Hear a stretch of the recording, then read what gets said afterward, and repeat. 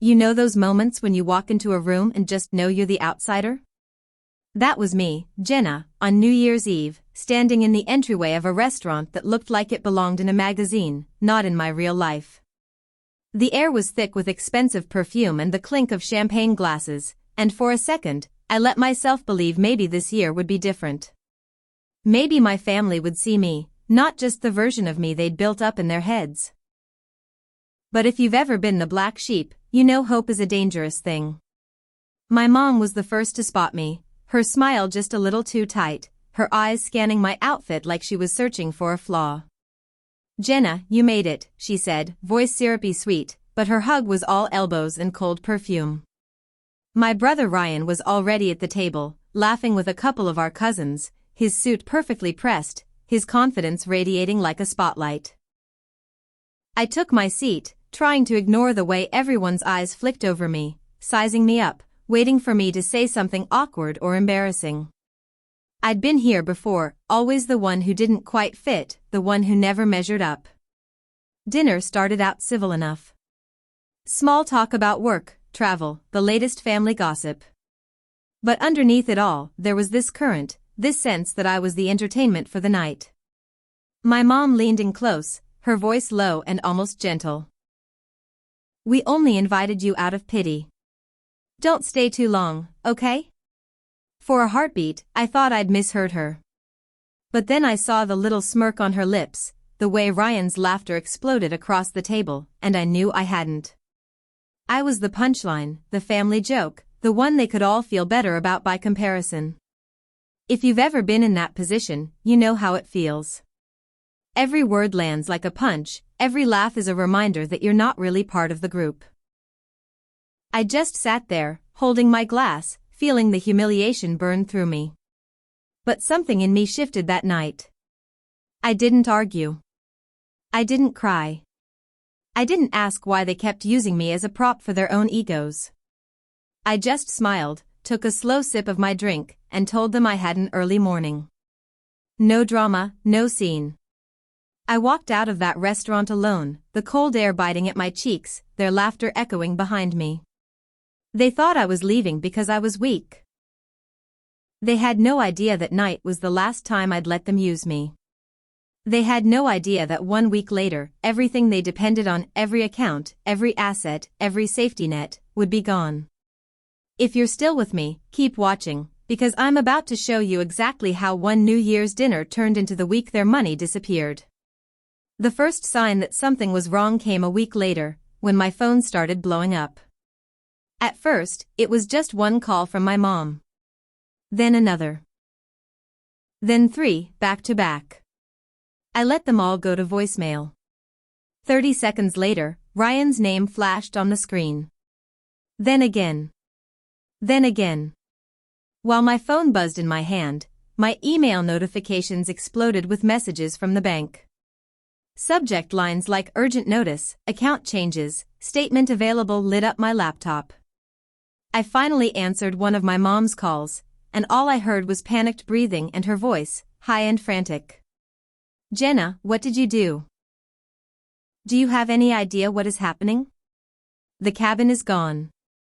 There are strangers at Lake Chin saying they're the new owners. They have paperwork with your name all over it." She didn't even pause for breath before jumping to the next crisis.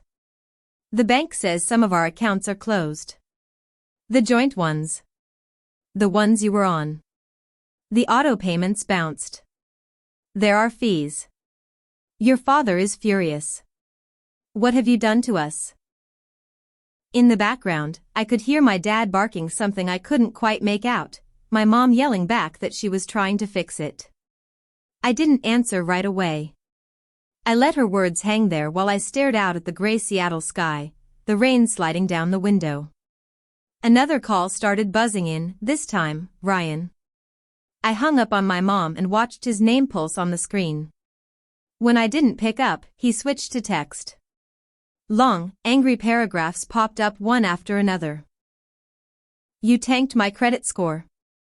Do you even realize what that does to my clients? You sabotaged my summer plans, our family trips, everything. How could you be this selfish?" Then the one that actually made me laugh out loud, all because you couldn't handle one harmless joke at dinner. If you've ever been made to feel like you're the problem for standing up for yourself, you know how surreal it is to watch the people who hurt you act like they're the victims. I leaned my head back on the couch and closed my eyes, remembering how I'd felt walking out of that restaurant. Like someone had flipped a switch inside me. I went home to my little apartment with its thrift store furniture and mismatched mugs, dropped my keys on the counter, and just stood there, listening to the quiet. My hands were still shaking when I opened my laptop and started pulling up everything I'd ever signed for that family. Old emails from the bank, digital copies of deeds, screenshots of just sign this, it's no big deal messages from my dad and Ryan. I pulled out the worn folder I kept in the back of my closet, the one with paper copies of documents I never really understood but signed anyway because they said it was for the family. That night, I finally read them. Really read them. The cabin at Lake Chalin, the place they loved to brag about to friends, wasn't just in my name for tax reasons, like they told me. It was in my name. Period. My signature, my ownership. The family emergency credit line Ryan opened years ago after one of his deals went bad just happened to list me as a co-applicant. The joint account my mom swore was just for helping you build credit had been used to pay for their vacations, their upgrades, their perfect life. Page after page, it became painfully clear, I was not the helpless failure they painted me as at dinner. I was the financial safety net they'd quietly wrapped around themselves. At some point, I grabbed a pen and a blank notebook and wrote 3 words at the top of a fresh page, take it back.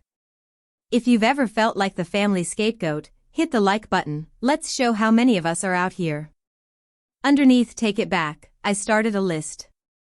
Number 1, the cabin. Number 2, every joint account with my name on it. Number 3, every loan or bill I'd been tied to without a real choice. I didn't know every step yet, but I knew I wasn't going to let them keep using me. I thought about the one person I trusted who actually understood this stuff, my old college friend Maya, now a lawyer in the city.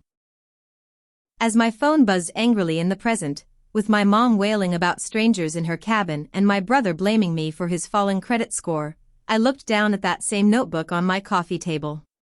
The first 3 items on that list were now neatly crossed out.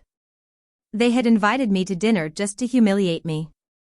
They thought I would swallow it like I always did. Instead, 1 week later, they were finally feeling what it was like to live with the consequences of their own signatures. The morning after that dinner, when the humiliation had finally turned into something colder and sharper, I called Maya. We hadn't talked in a few months, life had gotten busy, but she picked up on the second ring like she always did. Her face popped up on my laptop screen, hair in a messy bun, oversized hoodie, the exact opposite of the polished, curated people I'd just had dinner with the night before. She smiled at first and said she'd been meaning to call me anyway. Then her smile faded when she saw my face. "What happened, Jen?" she asked. So, I told her. I told her about the dinner, about the whispers and the jokes, and how it wasn't even the first time, just the loudest. I told her how every time my brother's business had a hiccup, somehow my name ended up on another favor. I watched her expression shift from concern to something more focused as I swiveled the camera and showed her the stacks of documents spread out on my coffee table. Deeds, loan statements, joint account summaries, all with my name printed neatly in places I barely remembered signing for. Maya went from friend mode to lawyer mode in about 2 seconds. "Slow down," she said. "Walk me through what each of those is." We went line by line. The Lake Chalin cabin deed, where my parents had always claimed my name was there because your grandparents wanted it to feel like it was yours too.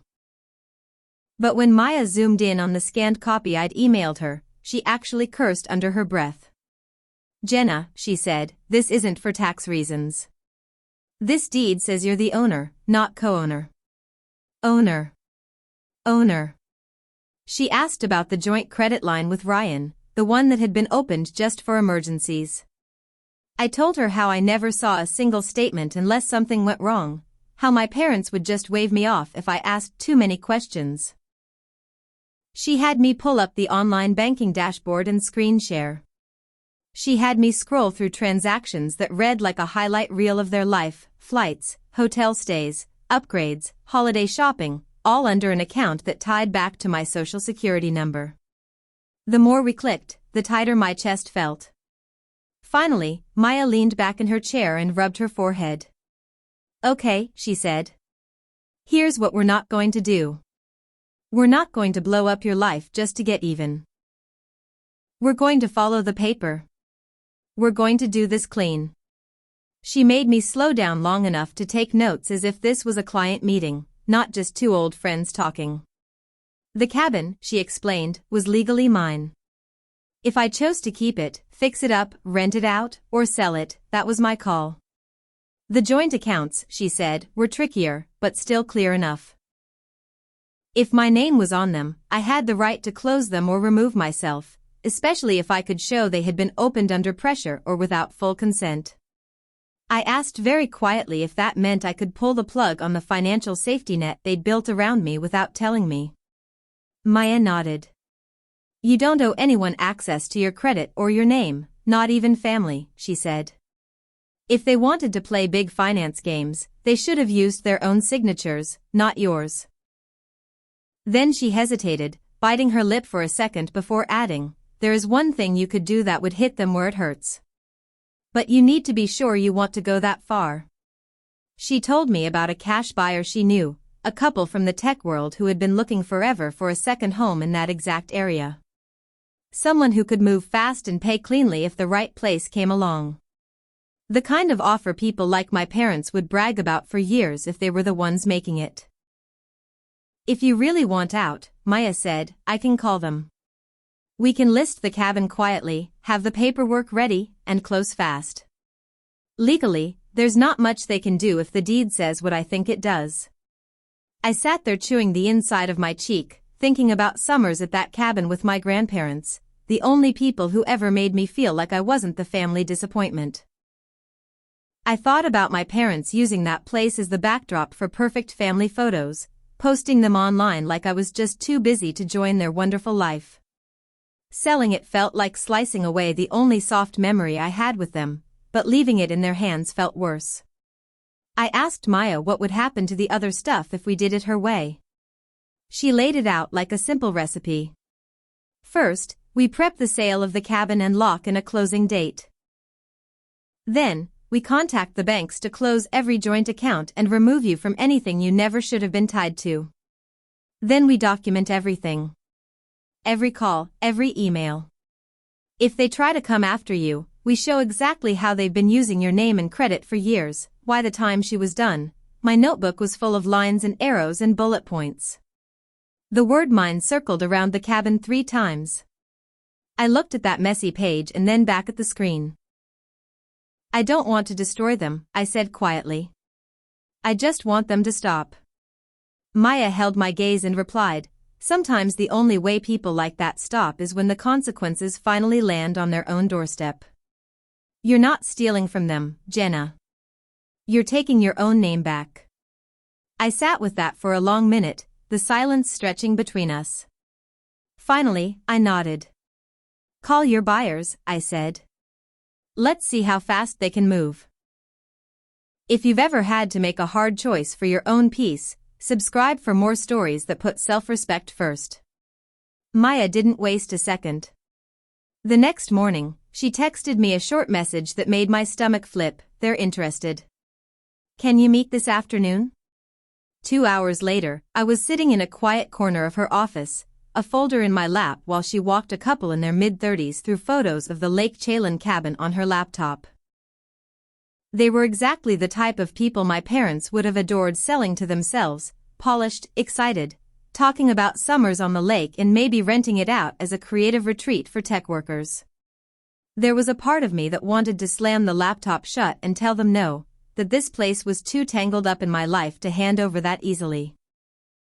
But every time that instinct rose up, I heard my mom's voice again at that dinner, the word pity curling like smoke in my ear, and Ryan's laugh when he called me a failure. So instead, I listened. Maya laid it out cleanly. The property was titled to me, taxes up to date, no liens. The buyers had their financing ready, but they also had enough cash on hand to move fast if needed. When she quoted them the price she thought we could reasonably ask, I watched their eyes flash with that hungry "this is a good deal" look. Within an hour, we were drafting an offer. As we went through each page, Maya took the time to translate the legal language into plain English for me. "Here's where you acknowledge you are the sole owner," she said, tapping one paragraph. "Here's where you agree to transfer the title. If you sign, this is no longer theirs to control, Jenna. It is your decision, your sale." My hand shook a little when I picked up the pen, but I signed anyway. By the time I left her office, the cabin that had been held over my head for years as proof of what a generous family I had was on its way to belonging to someone who didn't even know my parents' names. That afternoon, I went home and opened my laptop to start on the second part of the list, joint accounts. I started with the easiest to stomach. The family credit card that had been used for everything from beach vacations to restaurant bills I had never seen. I called the bank, gave them my info, and asked what my options were for shutting it down. The woman on the line was polite in that detached customer service way until she pulled up the account and realized who I was. "Oh," she said, "you're the primary holder." I blinked. "Wait, what?" I had always been told my name was on it to help build my credit. No one had mentioned that it was technically my account, with my parents and Ryan writing on as authorized users. Once I understood that, the conversation changed. I told her very calmly that I wanted to close the card completely. She warned me about the balance, about how it would need to be paid off, about how the authorized users would be notified. I listened, agreed where I needed to agree, and repeated that yes, I understood, and yes, I still wanted it closed. Next was the line of credit Ryan had opened after one of his early deals went sideways, the one sold to me as just a short-term thing, just until he got back on his feet. The banker on that call confirmed what Maya had suspected. I was a co-applicant, fully responsible. Ryan had been the one using it like a revolving door. I didn't shout. I didn't cry. I just said I wanted my name removed and the account frozen until the bank could evaluate the risk without my information attached. They pushed back at first, then relented when I referenced a few phrases Maya had given me about consent and misuse. One by one, I moved through the list. Utility bills at the cabin under my social. A backup checking account my parents had opened with my name and their money, using it as a pass-through for expenses so they could float cash between accounts. Every time a representative told me my name was on something I barely remembered signing, it felt like a small slap. Every time I successfully closed something or removed myself, it felt like taking another step out of a net I hadn't realized I was tangled in. I documented everything just like Maya told me to. I saved call logs, confirmation emails, screenshots of account changes. It felt petty at first, like I was building a case against my own family. But as the day went on, it started to feel like something else. It felt like proof that I wasn't crazy, that I hadn't imagined the way they had quietly wired their financial security to my identity. When I finally leaned back from my laptop, the sun outside had faded into that dim gray Seattle evening. My notebook lay open next to me, the first 3 items on my list crossed out in heavy ink. The cabin, sold, pending closing. The joint credit card, set to be closed. The emergency line with Ryan, frozen under review. In some parallel universe, I knew they were probably still sitting in their comfortable house, telling themselves I was dramatic, that I would never really do anything. In this one, their favorite getaway was already changing hands, and the accounts they treated like invisible safety nets had just been yanked. I stared at the scribbled words on the page, then at the stack of documents on my table. And for the first time in a long time, I felt something like control settle in my chest. I hadn't raised my voice. I hadn't thrown a scene. All I had done was sign my own name and say one simple word they were not used to hearing from me: no. If you're finding this story powerful, share it with someone who needs to hear that standing up for yourself is not selfish, it's necessary. Closing those accounts and signing the cabin away should have felt like the end of it. But with my family, nothing was ever that simple. Maya kept saying the same thing every time I texted her another update: paper trail, Jenna. Protect yourself. She was right.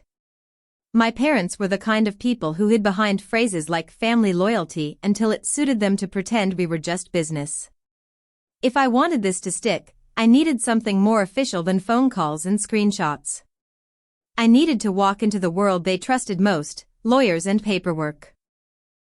If you've ever had to document your boundaries, comment below with a so others know they're not alone. A few days after I started pulling my name off everything, I called the one person my parents trusted almost as much as they trusted themselves, Harold Wheeler, the man who'd been drawing up their wills and handling their estate planning for years. Growing up, I'd seen his name on envelopes on the kitchen counter and heard my dad brag that Harold was the best, that he made sure everything will be clean when we're gone. I always assumed that included me, in some warm, fuzzy way. Now, I wondered if it meant something else entirely. When I called his office and gave my name, there was a pause, then a shift in tone when the receptionist realized I wasn't calling on behalf of my parents.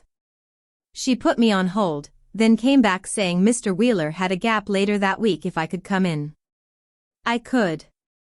The day of the meeting, I walked into a downtown office that looked like the inside of my parents' heads: dark wood, framed certificates, tasteful art that probably cost more than my car. Harold himself was older than I remembered, his hair thinner, glasses heavier, but his handshake was just as firm. "Jenna," he said, "your mother didn't mention you were coming by." I smiled and told him that was sort of the point. We sat down and I did what I had done with Maya. I laid out the story, the cabin, the accounts, the way my name had been used. I did not mention the dinner. I stuck to facts and paperwork, pushing a neatly organized folder across his shiny desk. For a while, he did the thing older lawyers do where they make little noises in their throat and tap the pages with a pen while they think. Then he pulled out my grandparents' old will, the one that had left the Lake Chalin property to Jenna for her future. On paper, it looked straightforward. In practice, my parents had treated it like they owned it, and I was just lucky to be invited. Harold frowned as he compared that document to newer estate plans my parents had drawn up. Somewhere along the line, my name had quietly been shifted. Not removed, but folded in with other assets in a way that made it look like what was mine was also theirs. He did not say fraud out loud, but his jaw tightened in a way that told me he was thinking it. He asked about the joint accounts. I showed him where I had already started to close things, how the bank had confirmed I was primary on some of them. I watched the moment it clicked that if anyone looked closely, he could be the one standing between my parents and a very awkward conversation with a regulator. He took his glasses off, cleaned them slowly, and then said very carefully, "Jenna, I have been advising your parents for a long time. I have always encouraged them to keep things clear and fair. It seems their implementation has not been as transparent as I would have hoped." Lawyer Talk 4. They got cute and dragged your name into places it never belonged. I asked him bluntly what that meant for me. He surprised me by answering just as bluntly. "It means," he said, "that we correct it. We recognize in writing what was intended by your grandparents and what has actually been happening with your name and credit. It also means for my own sake that if anyone ever comes asking, there is a clear record that I advised them to make it right." We spent the next half hour going through updates he could make. Adjustments to the estate plan that would reflect the value of the cabin being properly yours, even now that I was selling it. Language clarifying that any debts tied to certain lines of credit were the responsibility of my parents and my brother, not me. He was protecting himself, sure. But in doing that, he was also maybe for the first time protecting me. When I left his office, I felt like I had just quietly moved one of the biggest pieces on the board. My family loved having people like Harold on their side. Now, at best, he was neutral. At worst, he was a witness. On the bus ride home, with the city sliding by in gray and glass, I opened my phone and stared at a blank status box on Facebook. For years, my parents had used social media as their personal PR machine. Perfect holiday photos at the cabin. Ryan in tailored suits clinking glasses at rooftop bars. My mom posting selfies with captions about blessings and gratitude. All while I was cut out of the frame in real life. I wasn't about to write a call-out thread. That wasn't my style. But I was done helping them keep the illusion going. So I typed a few simple lines. Sometimes you grow up thinking certain things are family gifts, when really your name and credit were being used as a safety net without you ever understanding the risk. This year I finally read the fine print. I'm taking back what was legally mine. And I won't be signing anything I don't fully understand ever again. Hit post. No names, no drama, just the truth. In a tone calm enough that anyone outside the situation would read it as a vague reflection. Within minutes, the comments started. Old friends, college classmates, people who knew me but also knew my parents through their curated lives chimed in. Proud of you for setting boundaries. This hits way too close to home. Did something happen? Are you okay? Then the reactions I knew would sting the most. A couple of my mom's church friends commented with little heart emojis and wrote things like, "You're so brave for speaking up, sweetie. Family can be complicated. Praying for you." In other words, public sympathy. The one thing my parents couldn't stand to lose. If you've ever had to set boundaries with family, hit the like button and let's support each other in the comments. My phone buzzed with a text from my mom within 10 minutes. What is that post supposed to mean? Take it down right now. You are making us look like monsters. A few minutes later, a text from Ryan, delete that. Clients can see what you post. Do you have any idea how bad this makes us all look? I stared at their messages, at the frantic way they focused not on what they had done, but on how it might be perceived. For the first time in my life, I did nothing. I didn't delete the post. I didn't reply. I let it sit there, a small flag in the middle of my otherwise quiet feed. They had used my name in private for years to prop up their lifestyle. All I had done was start using my voice in public to reclaim it. And from the way they were reacting, you would have thought I had set the house on fire. If you're still watching, subscribe for more real stories about breaking free from toxic patterns. The truth was, I hadn't even gotten started. 2 days after I made that post, Ryan showed up at my apartment, pounding on the door like he was trying to break it down. I'd just sat down with a mug of coffee and my laptop when the banging started, his voice echoing down the hallway. I opened the door just enough to block most of the view with my body. He still did that automatic once-over of my place, eyes sweeping past my thrift store furniture and the stack of game notes on my table with that same old judgmental twitch in his jaw. You think this is funny, he snapped, waving his phone in my face. You've completely nuked my credit. A client pulled out of a deal this morning because they ran a routine check and saw unusual activity. What the hell did you do? I told him calmly that I removed myself from accounts that never should have had my name on them in the first place.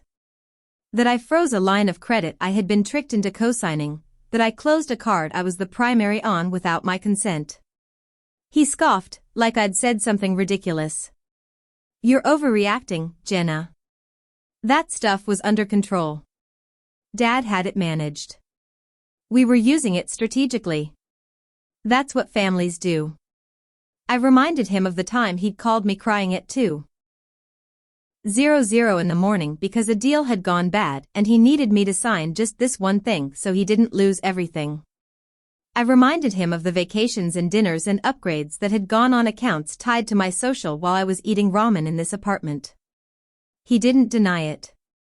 He just rolled his eyes and said, "It all comes out in the wash. You benefited, too. You got to come to the cabin, didn't you?" That was the moment something in me snapped. I stepped back, opened the door wider, and pointed to my tiny living room. Do you see a cabin here, Ryan? Do you see a savings account fattened up by your investments? Do you see any of the benefits you're so sure I enjoyed? All I see are bills with my name on them and a family that thought I'd never actually read them. He shot back that I was ruining everything. That mom hadn't stopped crying. That dad was furious. That this was going to follow him for years. You're going to cost me my career because you couldn't take a joke and a couple signatures, he said, voice rising. It wasn't a joke when you called me a failure in front of everyone, I said quietly. And they weren't just a couple signatures. They were my life. For a second, something like guilt flickered across his face. Then he shoved it down. Fine, he snapped. You want to play it this way? I'm bringing Dad. He'll explain it to you. He left without waiting for an answer. An hour later, there was another knock. Quieter, but somehow heavier. When I opened the door, my dad stood there in a pressed shirt and that same calm mask he used with clients, as if this was just another negotiation. He didn't ask to come in. He just walked past me and took the one decent chair like it was his by default. I stayed standing. Jenna, let's talk like adults. You've made some impulsive decisions. You're affecting more than just yourself. I told him I was perfectly happy to talk like adults. Adults read what they sign. Adults don't hide debts in their kids' names. Adults don't tell their daughter a house is for her future and then act shocked when she treats it like it actually is. His jaw tightened. The cabin was a family asset, he said. We managed it for you. You had no idea how to handle something like that financially. We stepped in to protect you. No, I said, you stepped in to use it. I slid the folder I had brought from Maya and Harold off the table and opened it, laying out the copies of the deed, the credit line statements, the notes from Harold about updating the estate plan. I pointed to my grandparents' will, to the line that left the property explicitly to me. I showed him where my name had been woven into loans and accounts that had nothing to do with me. For the first time since he walked in, he didn't have a quick answer. He scanned the pages, his eyes moving faster at the parts with Harold's letterhead. When he realized Harold had agreed to correct the paperwork, to clarify in writing who was responsible for what, a flush crept up his neck. You went to Harold, he said slowly, without us. I shrugged. You trust him, don't you? He's the best. That's what you always told everyone. He set the papers down and pinched the bridge of his nose. All right, he said, voice lower. Maybe we blurred a few lines over the years. But you are making a spectacle out of this. That post you made, the calls we're getting, the questions. Do you have any idea how hard I've worked to build our reputation? I told him that his reputation was his to worry about.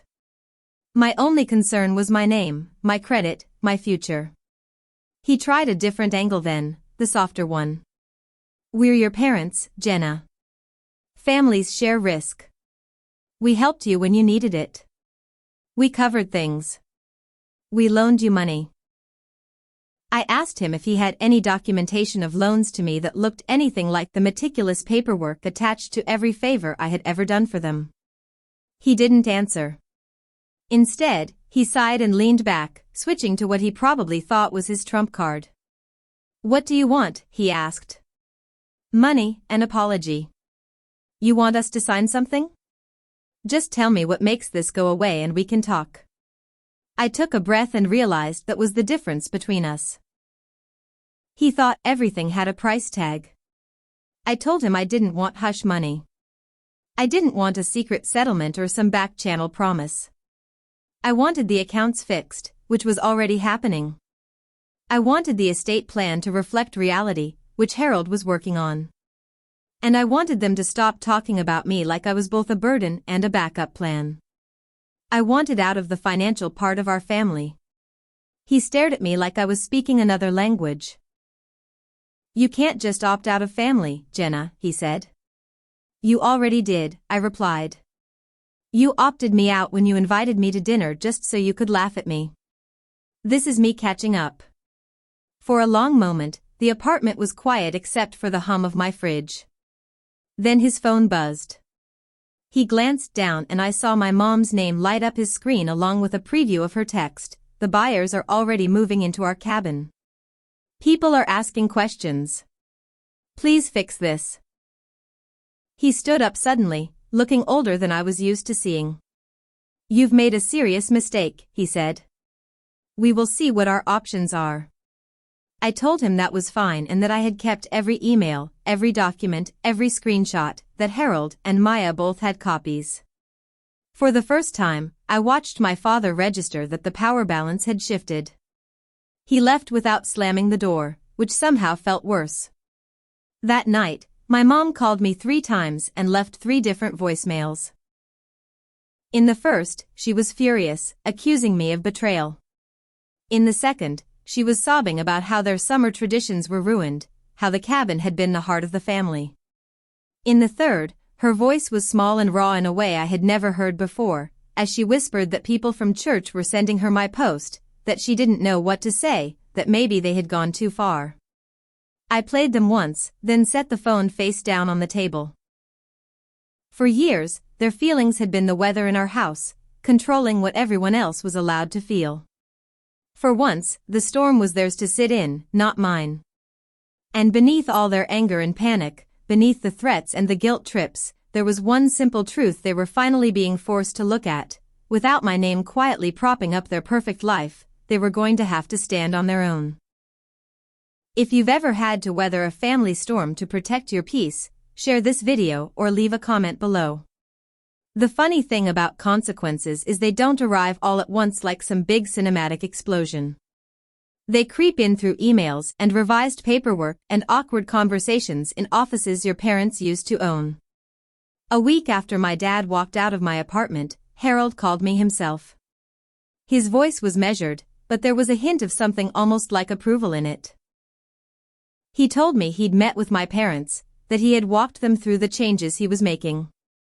The estate plan had been updated to reflect what my grandparents actually wrote all those years ago, not the version my parents had slowly twisted into something more convenient. The value of the cabin, now sold, was recorded as something I had already received and controlled, not as a vague family asset they could dangle whenever they felt generous. The lines of credit were annotated to make it clear who they belonged to. If anyone ever asked, there would be a paper trail saying I had asked for clarity and he had encouraged it. Translation: if my parents tried to drag me into a legal mess, they'd be dragging him, too. And he was not about to let that happen. With that piece in place, I let myself breathe. When the money from the cabin hit my account, I didn't go on a revenge shopping spree. I paid off the last of my own legitimate debts. I set aside taxes because Maya looked me dead in the eye and said, "I love you, but the IRS will not care about your family drama." Then I did one thing just for me. I signed a lease on a small but bright studio space in a building not far from my apartment, a place with big windows and scuffed hardwood floors where I could actually spread out my game ideas without balancing them on the edge of my kitchen table. The first time I unlocked that door and stepped into a room that was mine, not ours or the family's, I felt something uncoil in my chest I hadn't even known was tight. I hung a couple of framed sketches from games I'd worked on, set my laptop on a second-hand desk, and sent Maya a picture. She replied with 3 words, "About time, Jenna." Back on my parents' side of town, things looked different.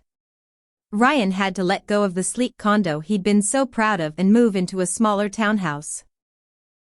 Some clients stayed, some quietly drifted to other advisors who didn't have unusual activity shadowing their reports. My mom still posted on Facebook and Instagram, but the tone had shifted. The constant bragging softened into something more careful, like she was aware people were actually reading between the lines. Now, one afternoon, a few weeks after everything, she messaged me asking if we could meet somewhere neutral, just us. I agreed with conditions. No money talk, no guilt trips, no pretending nothing had happened. We met at a coffee shop. She looked smaller without the armor of our house around her. For a minute, we just sat there stirring our drinks, the silence between us full of all the things we'd never said. Then she did something I never expected. She apologized. Not the kind of half apology I grew up with, the "I'm sorry if you felt that way" maneuver. A real one. She said she was sorry for laughing at me at dinner. She was sorry for calling it pity when really it was control. She was sorry for signing my name onto things without thinking about what it would cost me. She said she had spent years telling herself they were helping me, that it was all for my own good, because that story made it easier to ignore the ways they were using me. I listened. I didn't rush to comfort her. When she finished, I told her I appreciated the apology, but that words weren't going to magically reset anything. I told her I wasn't cutting them out of my life completely, but the version of me they were used to, the one who signed whatever was put in front of her to keep the peace, was gone. From now on, no joint accounts, no favors that look like the family emergency line of credit, no more using my work or my life as a punchline to make themselves feel better. If they wanted a relationship with me, it would have to be on terms that didn't require me to shrink. She nodded, eyes shiny, and for once didn't argue. My dad took longer. He never said the words "I'm sorry" out loud. Not exactly. But he stopped trying to convince me I'd overreacted. When we finally did talk, months later, he admitted that he had assumed I would never push back, that he didn't think I'd notice the way things were set up because you never cared about money. I told him that not caring about money and not caring about being lied to were two very different things. We're not a warm, hug-it-out family now. There are still weird pauses in conversations, still a gap between the world they built and the one I chose. But there is also something we never had before: boundaries. They stand on their side with their choices. I stand on mine with mine. Here's the thing I wish someone had told me years ago, the thing I want you to hear, if any part of this sounds familiar. Family can be a source of love and support, but that doesn't give them unlimited rights to your time, your energy, or your signature. Being related to someone does not mean you owe them your credit score, your savings, or your silence. Sometimes the most loving thing you can do for yourself is to read the fine print, ask uncomfortable questions, and say no when everyone expects you to say yes. It doesn't make you ungrateful. It makes you responsible. If you're ready to take your name back, hit subscribe and join a community that believes in healthy boundaries. This story isn't legal advice, and if you're dealing with anything like it, you should absolutely talk to a real lawyer or a financial counselor before you act. But I hope it reminds you of this: you are not a safety net and you are not a punchline. You are allowed to outgrow the role your family chose for you. You are allowed to take your name back. And if you've ever had to choose between keeping the peace and keeping your self-respect, I want you to know you're not alone in picking yourself.